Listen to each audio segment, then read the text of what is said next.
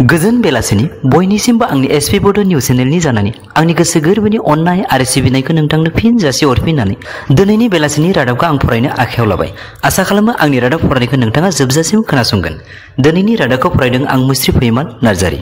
मैया आसामनि गिबि मन्थ्रि डक्टर हेमन्त बिश्व शर्मा बिथाङा खौरां बिजोंनि गेजेरजों रोखा खालामना होयोदि आसामाव जायफोर गासै 3 लाख आइजोफोरा 2021 मायथाइनि 31 मार्च आरो बेनि सिगाङाव माइक्र' फाइनेन्सनिफ्राय लन लादोंमोन आरो बे लनफोरखौ जायफोर बिथांमोना दिनैसिमबो सख'नो हायाखै बिथांमोननि बे गासै लननि रांखौ सरकारा बेंकनो होबाय होनना बिथाङा रोखा खालामना होयो आरो बेनि थाखाय न' डिउ सार्टिफिकेटखौबो अक्ट'बरनि 11 खालारै जिल्लायै जिल्ला थांना रानना हैगोन होननाबो बिथाङा खौरां बिजोंनि गेजेरजों बिथाङा रोखा खालामना होयो। आसामा भारतनि मादाव बांसिन केबिनेट जुथुमनानै गावखौ भारतनि मादाव बयनिख्रुइबो बांसिन केबिनेट जुथुमग्रा रायजोफोरनि मादाव गिबि सारियाव लाखिनो हादोंब्लाबो आसामनिनो कार्बि आंलंनि तारापामनि रसाइटार मुंनि गामिनि मोनसे दुखुनांथाव सावगारिया आसामजों लोगोसे भारत सरकारखौ माबा मोनसे गोनांथार खामानि मावबावनो दं होनना दिन्थिनायखौ जोङो खौरां बिजोंनि गेजेरजों नुनो मोनो। सुलुङाव मिथिनाय बायदिब्ला बे गामिनि लरेन रिंपिनि बिसि रुबिका इंटिपिआ बावैसो साननिफ्रायनो लोमजानायजों नाख्रेबजागासिनो दंमोन। नाथाय तारापाम ओनसोलाव देहा लोमजायोब्ला नायनो साखाथियाव गैया देहा फाहामसालि आरो थांलाय फैलायनि थाखायबो लामानि अबस्थाया गाज्रिनिख्रुइ गाज्रिसिन जानायनि थाखाय सरासनस्रा सुबुंफोरा बे ओनसोलनि बेरामिफोरखौ औवायाव जि खानानै सानै सुबुङा जिब जुनारखौ जेरैबायदि बानना लाङो थिग बेबायदिनो रुबिका इंटिपिखौबो दलामारा देहा फाहामसालियाव लांनाया सरकारनि सुबिदानिफ्राय बेसेबांबा गोजानाव थानानैब्लाबो बिथांमोना थांना थानायनि थाखाय दिनैसिम नांथाबगासिनो थानायखौ जोङो नुनो मोनो।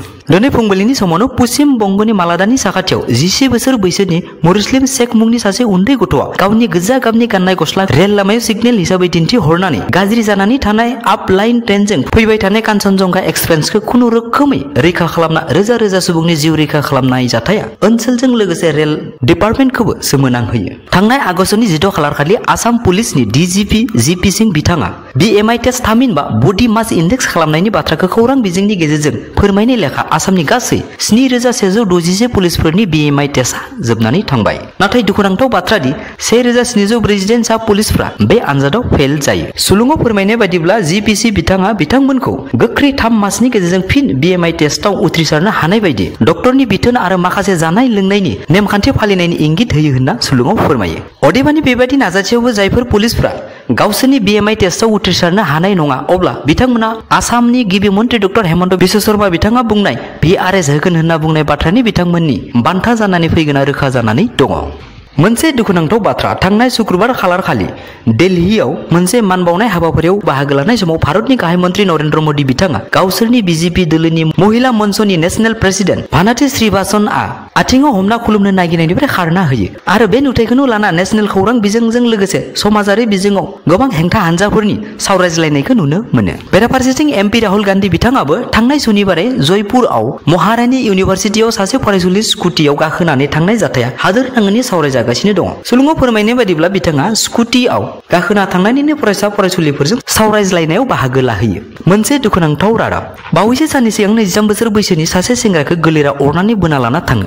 सुलुङाव मिथिनाय बायदिब्ला बिथांमोना गासै 3 लोगो नांनानै काम्पं तितिनागान मुंनि मोनसे गामिनि साखाथियाव खांख्राय साबाय थानाय समावनो बे जाथाय जानो मोनो आरो जाथाय जानाय समाव लोगोफोरा जाथायखौ नायबायल' थानो गोनां जादोंमोन होननानैबो सुलुङाव फोरमायो।